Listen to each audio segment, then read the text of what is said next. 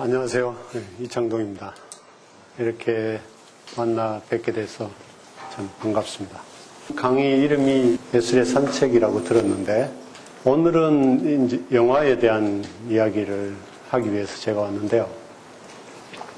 사실은 아까 고정현 선생님한테도 말씀드렸는데 영화라는 매체를 이제 기본적으로 이해하기 위한 개론이라 그럴까? 그런 강의를 좀 준비를 했었어요. 근데 여기 제가 아침에 도착해서 혼자 기다리면서 이 텅 빈 교정을 바라보고 이 드넓은 교정을 총총히 지나가는 학생들의 모습을 보면서 개론은 재미없겠다 이런 생각을 했습니다. 그렇다고 해서 특별히 재미있는 이야기를 할 능력은 없고 마침 제가 다른 일로 갖고 있던 제가 찍은 영화의 DVD가 하나 있었는데 박하사탕이라는 영화예요. 그 영화 중에 일부를 보여드리고 약간은 제 개인적인 생각이랄까?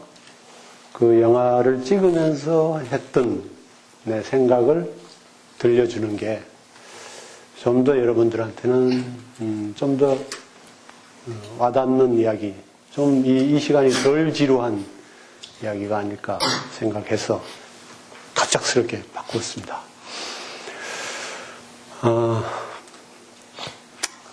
저는 여기 대구라는 데서 태어나서 대학까지 거기 다녔고요. 대학을 졸업하고 경북 영양군에 가서 저희 사범대학을 졸업했는데 영양고등학교 국어교사로 1년을 재직하다가 서울로 가서 서울의 사립고등학교에서 한 5년 그야말로 입시교육을 대학 대입을 위한 국어교육을 5년 열심히 하고 교사 생활하면서도 소설을 썼습니다만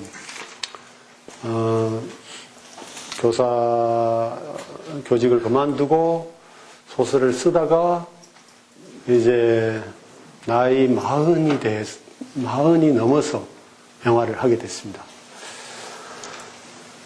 그리고 이 박하사탕이라는 영화는 이제 40대에 접어들어서 만든 영화인데 이 영화가 1999년에 영화를 만들었거든요. 여러분들이 기억하실지는 모르겠습니다만 그때 다 새로운 밀레니엄에 대해서 다들 이야기를 할 때였어요.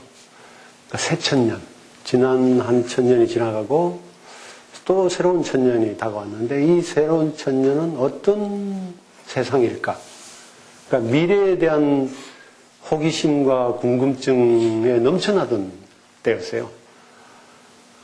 그리고 이제 자연히 시간이라는 것에 대해서도 생각하던 때였죠.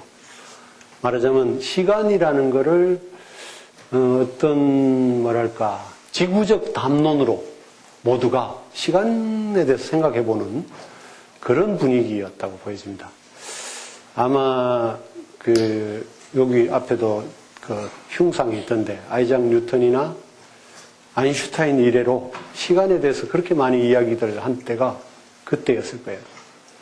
새로운 천년을 맞이하기 때문에 지나간 시간과 현재의 시간, 다가오는 시간에 대한 그런 얘기들을 했었고요. 영화에서도 사실 이 시간이라는 새로운 인식이 영화에 좀 영향을 줬습니다. 예를 들면 여러분들이 아시는 펄프 픽션 같은 영화. 그 영화도 사실 시간 순서를 뒤바꿔 놨죠. 보신 분들이 있는지 모르겠지만, 그게 그냥, 구성상의 장난친 것을 떠나서 사실은 시간 개념을 바꾼 겁니다. 그리고 이제 왕가희 같은 감독의 여러 영화들. 왕가희 영화는 대체로 한두 번은 보셨겠죠? 아비정전이나 중경산림이나 타락천사, 하양연화 등등 영화들도 사실은 주제가 시간이었어요. 특히 이제 홍콩은 그 시간에 대한 인식이 딴 데보다 더 강했죠. 왜냐하면, 새로운 밀레니엄을 앞두기도 했고, 홍콩이 또 중국에 반환하는 때이기도 했어요.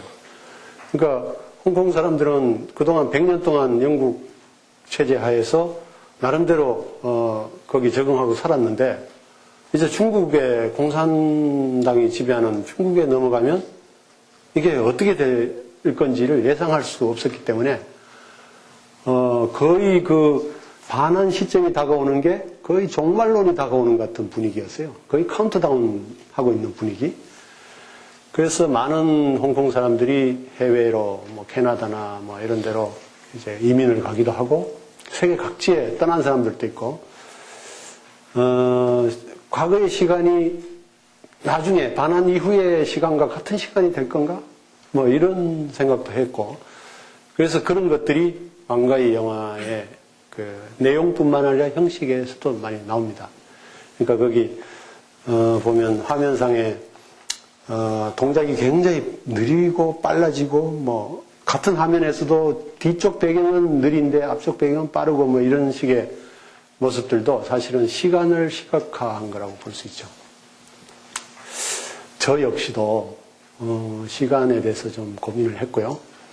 그래서 저는 특히 이제 개인적으로 어느 날 화장실에서 면도를 하면서 아침에 거울을 보니까 제 얼굴이 참 늙었더라고요. 지금 여러분들이 보시는 제 얼굴이 원래 제 얼굴이 아닙니다. 원래 제 얼굴은 여러분들처럼 굉장히 해맑았어요. 믿거나 말거나. 근데 달라진 거예요. 확실히. 거의 거의 썩었다고 할 정도로 제 느낌에. 왜 이렇게 됐을까? 근데 문제는 이렇게 겉으로 보이는 나의 모습만 망가지거나 훼손된 게 아니라 내 내면까지도 이렇게 됐으리라고 생각했고, 과거로 돌아가고 싶었어요. 현실에서 과거로 돌아갈 수가 없지 않습니까? 저는 잘 모르긴 합니다만, 논리적으로는 빛보다 빨리 가면 과거까지 갈 수 있다고 늘 하지만, 현실에서는 불가능하고, 근데 영화에서는 가능하지 않겠는가? 영화는 어차피 가상의 세계니까, 욕망의 세계니까. 그래서 이제 시간을 거꾸로 거슬러 가는 영화를 만들고자 생각했던 겁니다. 새로운 2000년을 앞두고. 그래서 제한테는 제 개인적으로도 의미가 있고, 새로운 천년에 대한, 새로운 천년, 새로운 미래에 대한 저의 어떤, 제 나름대로의 그 시간에 대한 인식도 담겨 있고, 또 우리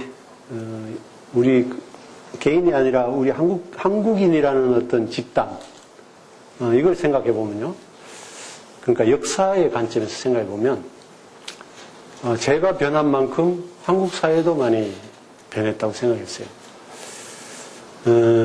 이 영화는 1999년에서 시작해서 1979년에 이제 1979년까지 시간을 거슬러가는 영화인데요. 1979년은 박정희 대통령이 이제 비명의 세상을 떠난 해이고 20년 동안 지속되어오던 소위 이제 박정희 체제의 그 권위주의 체제가 무너지고 새로운 시대, 새로운 민주화의 시대에 희망에 부풀었던 때였습니다. 그리고 이제 사람들은 1980년 서울의 봄이라고 불렀죠.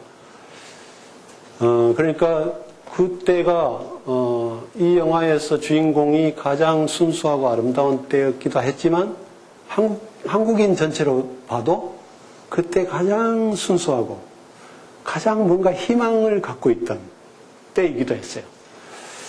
그러다가 이제 20년이라는 시간을 흘러오면서 지금 이 시점이 됐는데 저 같은 사람이 된 거죠. 제가 한국인의 보편적인, 제 개인이 아니고 보편적인 한국인의 모습이라고 생각해 보십시오.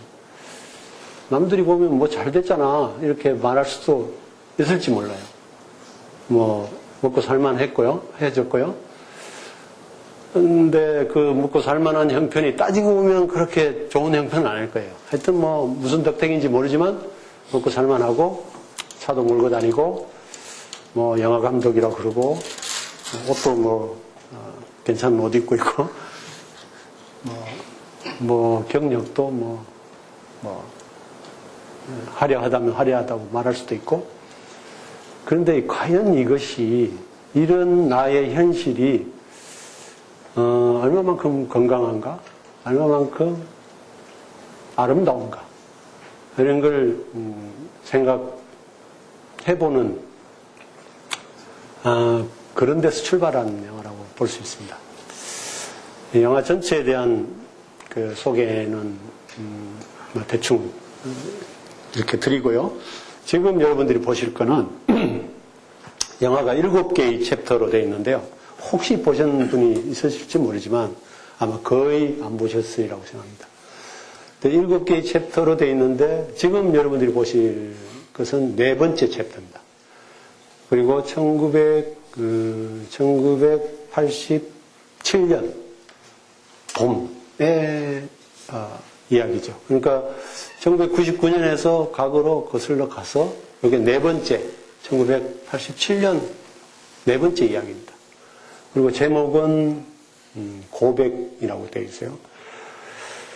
여러분들이 이거를 보시면서 이런 점을 생각하면서 보셨으면 좋겠어요. 이게 그냥 영화 속의 한 부분이긴 하지만 또 하나하나가 다 약간의 독립성을 갖고 있기 때문에 그냥 따로 독립된 이야기라고 생각하고 보셔도 괜찮거든요. 저는 여기서 여러분들이 보시면서 참말, 그러니까 우리 진실을 이야기할 때 그 참말, 진실과 거짓말과의 관계에 대해서 좀 생각하면서 보셨으면 좋겠습니다. 미리 약간 설명하면 여기 나오는 주인공은 이 시점에는 경찰관이었어요. 근데 경찰관 중에도 뭐라고 할까, 고문 전문가라고 할까요? 고문이라는 거는, 그러니까 여기 이 소제목의 이름이 고백인데 자백 받아내는, 자백이나 고백이나 영어로 하면 다 컨페션이겠죠? 자백을 받아내는 전문가입니다. 그러니까 남의 진실을 끌어내는 전문가라고 할 수 있죠. 그런데 이 영화 주인공이 어떤 그때 운동권이라고 불리는 학생을 이제 잡아서 자백을, 어떤 그 중요 인물이 어디에 숨어 있는가를 이제 말하게 해서 자백을 받아내는 과정을 그린 이야기인데, 남의 진실을 받아내려고 하면서 자기 진실을 이야기하게 되는 일종의 그런 이야기라고 볼 수 있습니다. 어쨌든 이 영화 속에, 이 이야기 속에서의 진실과 거짓말과의 관계에 대한 걸 좀 생각하시면서, 그냥 뭐 경찰, 고문 경찰 뭐 이런 식으로만 보지 마시고요. 이 남자 주인공이 어쨌든 전문가라는 거죠. 남의 고백을, 남의 진실, 숨겨둔 진실을 끄집어내는 전문가였는데, 여기에서도 전문가답게 일을 잘 하고 있죠. 그러다가 자기도 모르게 자신의 고백을 하게 되는 이야기고요. 여기서는 잘 보이지 않지만 실제 첫사랑 여자가 있었습니다. 윤수님이라고. 어떻게 보면 이 박하사탕이라는 이 제목부터가 그 첫사랑 윤수님과의 관계를 드러내는 것인데, 20살 때 그렇게 아름답게 만났던 첫사랑을 늘 그리워하고 있어요. 그리고 어쩌면 이 영화가 과거로 거슬러 간다는 것은 그 20살에 순수했던 첫사랑을 향해서 거슬러 가는지도 몰라요. 그런데 다만 여기서는 거짓말을 하는 거죠. 여자한테 작업을 하기 위해서 근데 모든 거짓말이 그러하듯이 100% 완벽한 거짓말은 없습니다. 항상 적당한 진실을 섞죠. 그러나 어쨌든 거짓말이에요. 근데 이 친구도 지금 거짓말을 하다가 결국 자신의 그 첫사랑에 대한 그리움, 늘 스스로도 부정했던 그 첫사랑에 대한 그리움, 첫사랑에 대한 여전히 변치 않은 어떤 사랑이랄까? 안타까움을 자기도 모르게 드러내버리죠. 이 같이 이야기하는 그 카페 여자는 영화 속에서의 이름도 경아로 되어 있는데, 시나리오에서.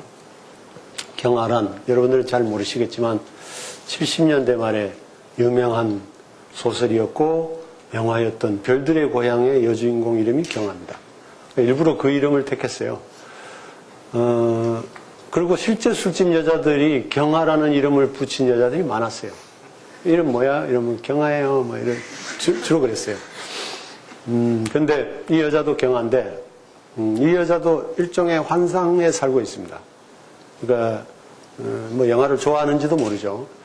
그러니까 그 70년대 영화다운 그 멜로 영화의 환상을 갖고 있는 거죠. 사랑에 대해서도 아마 그런 환상을 갖고 있는지도 모르겠어요.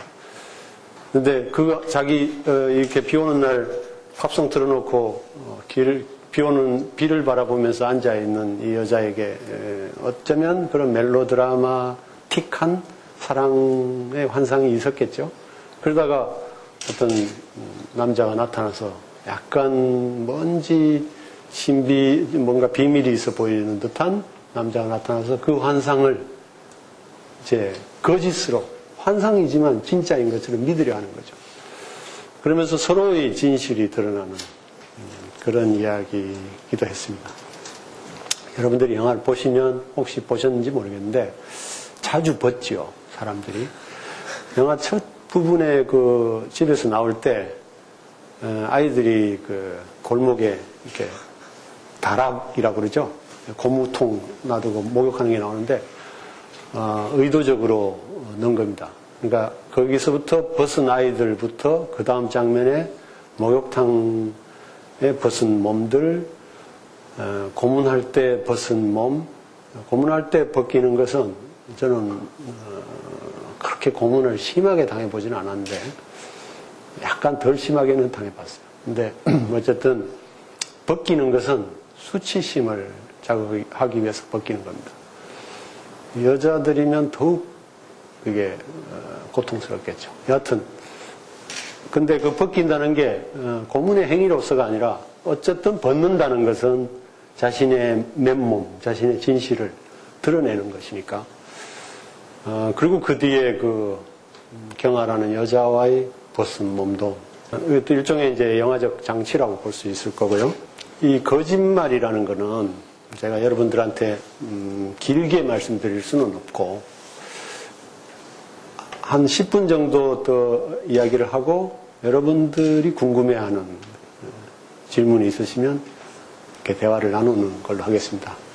조금 더 이제 부연해서 말씀드리면 여러분들은 과학을 하는 분들이니까 과학의 세계에는 그야말로 한치의 오차도 허용하지 않는 완벽한 진실을 추구하는 세계잖아요. 말하자면 이 세계, 이 우리가 눈앞에 보이는 자연에는 우리가 논증할 수 있는, 그 참이라고 증명할 수 있는 진리가 있다고 보는 거잖아요. 그런데 예술의 세계는 좀 다릅니다. 영화도 그 속에 포함되어 있을 텐데요. 그렇게 진리는, 진실이란 논증할 수 없다. 참과 거짓으로 나눌 수 없다고 보는 게 예술의 세계라고 생각해요. 이건 굉장히 그 인류 역사 이래로 오래된 논쟁입니다. 그러니까 그리스 시대에 소크라테스 제자 플라톤이 있지 않습니까? 플라톤은 우리 눈앞에 보이는 이 자연 너머에 자연의 불완전한 이 뭔지 모르는 이 자연의 모습 그 너머에 진리가 있을 거다. 그걸 이제 이데아라고 그랬죠. 그리스 사람들은. 그러니까 뭐 이제 관념이라고도 해석할 수 있지만 어쨌든 이 세계의 어떤 질서, 참이라고 말할 수 있는 질서가 있을 거라고 보고 우리가 눈앞에 보이는 이 자연에서 그 너머에 있는 진리를 찾아내는 것이 진정한 학문이라고 생각했어요. 근데 플라톤의 제자 아리스토텔레스는 좀 다르게 생각했습니다. 어떻게 생각했냐면, 그러니까 소크라테스 밑에 플라톤 밑에 아리스토텔레스인데 같은 족보이면서도 전혀 다른 생각을 했던 거죠. 아리스토텔레스는 그 진리란 게 뭐 따로 있냐? 우리가 눈앞에 보이는 이거 자체에 진리가 들어있을 거라고 생각을 했어요. 그러니까 예를 들어 볼게요. 여기 의자가 하나 있다 칩시다. 여기 다 붙어있는 의자인데 하나의 의자가 있다면 이 의자라는 거는 뭔가요? 의자라는 건 현실이잖아요. 만들어 놓은 현실이잖아요. 이 의자의 이데아는 뭘까요? 이 의자라고 우리가 이름 붙일 수 있는, 누구나 의자 하면 떠올릴 수 있는 그 의자의 이데아라는 게 있을 거라는 거죠. 예를 들어서 젖소 이러면 세상에 수많은 젖소가 있잖아요. 우리 집에도 있고 옆집에도 있고. 근데 우리가 젖소 하면 누구나 아는 그게 젖소라는 거죠. 그게 이데아라는 거죠. 의자도 마찬가지입니다. 그럼 이 의자의 이데아는 누가 알고 있을까? 플라톤식으로 이야기하면 그 의자를 만든 사람이 알 수 있겠죠. 목수의 머릿속에 난 이런 의자를 만들 거야. 그리고 의자는 이렇게 쓰여졌으면 좋겠어. 그러는 게 이제 의자의 이데아라는 거죠. 근데 아리스토텔레스는 그 목수가 그걸 아냐. 그냥 의자는 그거 자체로 의자 아니냐. 의자가 꼭 사람 앉으라고만 쓰라는 법이 있냐? 사람 자살할 때 올라가서 쓰기도 하고 심지어. 또는 홍수가 나서 집에 물이 찼는데 문은 잠겼다. 의자 위에 올라가서 목을 내놓고 있어서 살을 산다면 생명의 도구가 될 수도 있죠. 그러니까 의자라는 건 실제 그 자체로 이미 우리가 증명할 수 없는 그 무엇이 진리가 있다는 거예요. 그러니까 플라톤식으로 말하면 어떤 우리가 알지 못하는 이데아가 있고 진리가 있고 이 이데아를 반영한 자연이라는 가상의 세계가 있고 그리고 아리스토텔레스는 여러분들이 들어본 이야기겠습니다만 예술은 자연을 모방한다고 그랬잖아요. 이 자연을 반영하는 게 예술이다 하는 거죠. 그러니까 이데아를 반영한 가상이 자연이고 자연을 반영한 가상이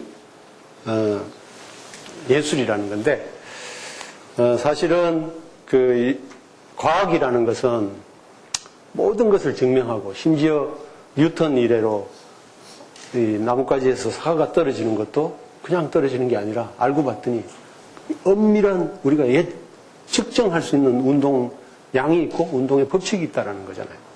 그러니까 그 이후로 세상 모든 것은 다 우리가 논증할 수 있는 법칙이 있는 겁니다. 여러분들 그걸 연구하시는 거고요. 근데 아무리 그렇게 연구해봤자 그렇게 삶의 진리라는 거는 그렇게 분명한 논증할 수 있는 진리만이 삶의 진리가 아니라고 보는 것이 예술인 거죠. 영화도 그런 세계에 속합니다. 그러니까 다시 말하면 참을 참말로 하지 않고 거짓말을 해야만 참말을 전달하는 아이러니죠. 그러니까 가상이라는 것은 원래 그건 아니잖아요. 거울에 비친 내 모습이 가상인데 그게 나는 아니거든요. 근데 우리는 나를 알지 못하고 거울에 비친 그 나를 봐야만 내가 누군가를 보듯이 우리에게는 이 논증할 수 없는 참 거짓을 쉽게 나눌 수 없는 뭐라 말할 수 없는 진리가 우리 삶에는 있고 이 진리를 전달하기 위해서는 이 진리를 말하기 위해서는 어쩔 수 없이 거짓말, 어쩔 수 없이 가상의 세계를 보여줄 수밖에 없다고 생각하는 것이 아마도 예술하는 사람들의 삶을 바라보는 태도인 것 같아요. 어쩌면 이 두 개가 서로 각각의 날개로 붙어 있기 때문에 우리가 우리의 삶을 그래도 받아들이면서 살 수 있게 할지도 모르겠어요. 제가 여러분들에게 이 말씀을 드리는 것은 여러분들은 과학을 하는 분들이긴 하지만 이 과학으로 증명할 수 없는, 과학으로 가를 수 없는, 참이다 거짓이다 가를 수 없는 그 어떤 삶의 또 다른 삶의 진리를 여러분들이 늘 이해하시고 늘 생각해 주셨으면 좋겠어요. 그게 아마도 여러분들의 과학적 상상력을 더욱 풍부하게 할 거고, 또 아마도 여러분들이 공부하시는 학문을 더 효용 있게, 더 삶을 풍부하게 하는데 쓰이도록 할 거라고 생각합니다. 영화는 사실 굉장히 과학적인 것의 산물이거든요. 그러니까 영화가 1895년에 탄생했는데요.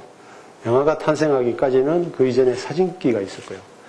그 사진기 가지고 계속 만들다가 프랑스의 리메르 형제도 영화 만드는 영사기를 만들었고, 카메라와 영사기를 만들었고, 그 에디슨도 만들었는데 리메르 형제가 1년 먼저 했어요. 그래서 이제 영화의 발명은 리메르 형제라고 그러죠. 근데 그렇게 영화라는 게 만들어지게 된 게 그 근대적 그 과학적 사고가 계속 발전해서 결국 영화라는 매체가 만들어진 거죠. 세상에 그 인간의 예술 장르 중에 인간이 발명해서 만들어진 거는 영화밖에 없습니다. 다른 건 다 저절로 만들어진 건데 영화는 발명한 거죠. 근데 이 영화가 결국은 이미지로 전달하는 거고, 그러니까 현실을 담되, 그대로 담되, 복사하되 현실 그 자체는 아닌, 그걸 우리는 이미지라고 그러잖아요. 물에 상이 비치고 거울에 상이 비치듯이 가장 이미지를 잘 드러내는 매체이면서 또 현실에 대해서 가장 현실을 가장 쉽게 현실을 잊게 하는, 현실과 가장 거리가 먼, 여러분들 반지의 제왕이나 뭐 이런 등등을 연상해보면 아실 거예요. 그런 매체가 되어버렸어요. 현실을 반영하면서도 현실을 잊게 만드는. 그리고 그것이 이제 우리 소위 말하는 탈근대 시대의 주요 매체가 되어버렸죠. 그리고 영화 자체가 우리가 살고 있는 이 시대의 성격을 변화시키는, 그러니까 엄청난 영향력을 가진 매체가 되어버렸습니다. 그러면서 또 한편으로 그 플라톤과 아리스토텔레스의 논쟁, 그 오래된 논쟁처럼, 자, 이 이미지, 이 눈앞에 보이는 가상이 현실이냐, 진실이냐, 거짓이냐라는 이 해묵은 논쟁을 다시 불러온 그런 매체이기도 하죠. 그런 점에서 여러분들이 앞으로 영화를 보시고 또 여러분들이 과학하는 때도 그런 점들을 생각해 보는 기회가 됐으면 좋겠습니다. 여러분들을 만나서 제 개인적인 이야기와 함께 영화라는 매체에 대한 저의 어떤 생각들을 같이 이야기할 수 있어서 참 즐거웠습니다. 여러분들이 아주 작은 계기겠지만 여러분들이 앞으로 영화를 보시거나 또는 여러분들이 공부를 하시는데 약간의 도움이라도 됐으면 좋겠습니다. 또 언젠가 또 다시 어디선가 다시 만날 수 있기를 바랍니다. 고맙습니다.